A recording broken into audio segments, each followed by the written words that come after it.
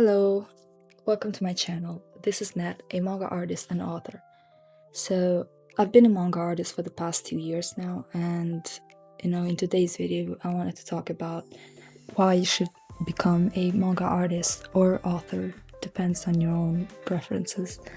Now, obviously, if you're not into manga or you're not even looking to make a manga, then maybe this isn't for you, but I'm mostly trying to target those people who have been thinking about making a manga for the past, like, I don't know, several months, and maybe even have written the story, the characters, the plot, and who knows, even draw a bit of a concept art for their manga. So if you're one of those people and you really want to know my thoughts and opinions on this, as a manga artist and author who has also finished my own manga book, you're also watching a process video of one of my pages in my own manga book. So if you want to hear my own opinion on this, then you might want to stick around for like 3 really important reasons. The third maybe not so much, but we'll see. The first reason why I think you should be creating a manga is because you're actually creating something that is yours and you can actually talk about. This doesn't have to be for a manga specifically, but obviously I title it manga because, well, I'm a manga artist, but it could be a novel, a written novel, it could be a comic, it could be a webcomic. Like everything, even a song, everything that you actually create, it's actually really good because, well, it's something you create and leave out as a legacy because it's going to last more than we will. So even, I don't know, maybe 100 years into the future, people are going to talk about your manga. For example, we know a lot of like artists that Picasso, Leonardo da Vinci, Michelangelo, all those people who have died like 4 centuries ago. They've been gone for centuries now, and their works still live on and remind people that they once lived. So it's actually a great thing to just have something. And you can also talk to people about it. You can make new friends, make other manga artists as friends. So it's a good thing, and you're gonna meet a lot of new people. It's gonna be a great journey overall, and for me specifically, it has been a really cool, a really long journey at that, but also a really good one. And I've been enjoying it for the past 2 years, and I really hope I will in the future as well. Now, the second reason, it's actually especially good for artists who are trying to improve and in their art skills. I think it's really good because manga can actually make you better as an artist in actually every way possible. It can be, I'm thinking, manga usually it's only in black and white, but it doesn't have to be. It can be in color, it can be a comic, it can be a webtoon, like I said, and it can help you like improve in a lot of different things like anatomy, gestures, movement, facial expressions, because when you're drawing a manga, you're going to be taking one of your characters and drawing them in many different poses and many different expressions.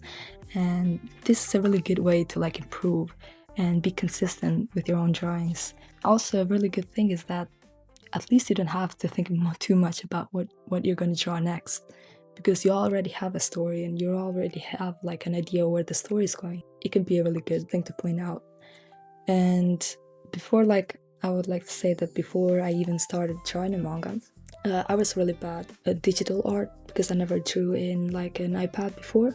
It was like a completely new medium for me, and I was also really bad at drawing on my own and drawing backgrounds. So if you're actually struggling with all of these, I think it's a really good way to like improve in all of those different aspects. So if you're coloring, for example, you could color a webcomic, a webtoon, and it can help you with color theory. It can help you to visualize things better, and you can actually even start drawing without reference.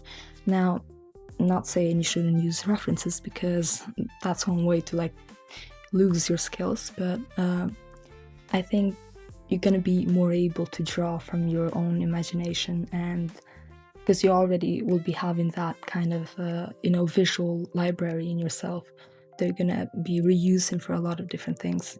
So I think it's a really good way to like improve. And the good thing about it is that you're going to be seeing results. For example, I'm going to show you one of my pages when I first started making a manga. It's like, it's not bad. Like, I wouldn't say it's all that bad because I already like drew before making my first manga, but never without references. But this was the first page I drew without a reference, completely like out of my own imagination. And it's not that bad, but it's not the best either. And these two are like some pages, some of my favorite pages that I've drawn lately. Anyways, there's also another reason why I think you should make a manga, but before I even get into that, I don't think this is supposed to be a really solid reason. And if you're trying to get into manga for this exact purpose, then I wouldn't suggest it. Third reason is that you can actually make a profit from it. And also why I think that this shouldn't be your main goal when getting into making a manga is that, well, you're gonna lose that motivation pretty quick. When making a manga, you're gonna have to like write, you're gonna have to draw, you're gonna have to polish everything, and then maybe like print it. And even when you have it all printed like I do, for example, you're gonna have it hard to make a sale because, you know, I already have some people who are interested, but you know, it's kind of hard to like print, ship, and you know, just take care of all the stuff. And even if you do profit, it's not gonna be like something too big, because you can actually make more money from working a 9 to 5 than actually selling manga. But there's some really good ways to make a profit from it. For example, like I do, I haven't directly made any profit from my own original works, but I'm hoping so in the future. But I actually made money from being a freelance artist for different authors, but it hasn't been anything like too crazy, and it really depends on where you live. Because if you're actually living in a state where, you know, living cost is too high, then I don't think it's a really solid reason. You're not gonna be a good income stream if you know, you already have a good job and you're actually passionate about making a manga. But I'm not trying to discourage you from it. If you think you can make a profit, then go for it. You might be better at marketing than I am. So anyway, this was it, and I really hope you're going to be staying out for more. I want to start a series on how to make a manga. It can be like, for example, how to draw backgrounds, how to draw characters, how to actually write the plot. But you know, till then, till the next video, I hope you have a lot of fun and you keep trying, keep creating, and keep believing that you actually can do this. Bye!